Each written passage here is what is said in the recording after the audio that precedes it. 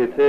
այդ մարդը մահացած չլիներ, ես նաև այդ առումով շատ բան կունենայի ասելու, որ հիմա Բարևրո Բարտայտության համար առագասրճարանի զուգարանում 24 տարի առաջ սպանված Պողոս Պողոսյանի աճյունը կարտաշիրինվի նոր կրկնակի դատաբժշկական հանձնաժողովային փորձաքննություն նշանակելու նպատակով։ Դատարանի որոշմամբ Հայաստանի գլխավոր նյարդավիրաբույժ Ռուբեն Ֆանարջյանը եւ եւս 6 փորձագետ կմասնակցեն այս գործողությանը։ Նրանց դատարանը մի շարք հարցեր է առաջադրել։ Որն է Պողոս Պողոսյանի մահվան պատճառը, որ վնասվածքներն են մահվան հետ գտնվել պատճառային համակարգային կապի մեջ։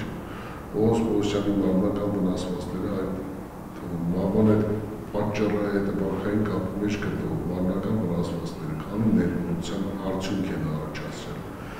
Պողոս Պողոսյանի մահվան վնասվածքների ինչ գործիքով կամ գործիքներով կամ առարկաներով պատճառել Պողոս Պողոսյանի Փորձագետները պետք է պատասխանեն նաև հարցին, թե արդյոք Պողոսյանի վնասվածքները կարող էին առաջանալ 5-6 հոգու կողմից գլխին հասցված անկանոն հարվածներից, ինչպես իր ցուցմունքում պնդել էր ականատես վկա Սթիվեն Նյուտոնը։ Արդյոք Պողոս Պողոսյանի մարմնական վնասվածքները կարող էին առաջանալ ատրճանակի կոթով տուժողի գլխին հարվածներ հասցնելու հետևանքով։ Այս եւ մի քանի առանցքային հարցեր է առաջադրել դատարանը փորձագետներին, որոնց պատասխանը պետք է տրվի նոր փորձաքննությամբ։ Պողոսյանի մարմինն ամփոփված է ջավախքում։ Դատարանը նաև որոշեց դիմել Վրաստանի իրավասու մարմիններին որոշումը կատարելու համար։ Դատարանը նաև թույլատում է, որպեսզի դատավորության մասնակիցները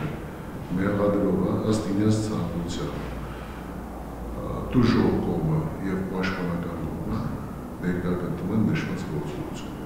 Ծախսերը կկատարվեն պետական բյուջեի հաշվին։ Դատարանն այս երկու որոշմամբ բավարարեց հանրային մեղադրող Ծովակ Մնացականյանի միջնորդությունը, որի հիմքում դրվել էին Նյուտոնի դատաքննական ցուցմունքները։ Բացի այդ, մեղադրողը հայտարարել էր, որ 24 տարի առաջ նշանակված փորձաքննությունների եզրակացություններում չեն արձանագրվել Պողոսյանի մարմնի վրա եղած բազմաթիվ վնասվածքներ, որոնք արձանագրվել էին դեպքի վայրում դիակի նախնական զննությամբ։ Մեղադրողի ակնկալիքն այս գործողությամբ նոր ելակետային տվյալների ձեռքբերման հնարավորությունն է։ Այսպիսով արտաշիրիմում քննչական գործողությանը ցանկության դեպքում կարող են մասնակցել թե դատախազը, թե տուժողներն ու գործով ինչպես 24 տարի առաջ, այնպես էլ հիմա միակ մեղադրյալ Ռոբերտ Քոչարյանի թիկնազորի նախկին անդամներից Կուկու մականվամբ հայտնի Աղամալ Հարությունյանն ու իր պաշտպանը։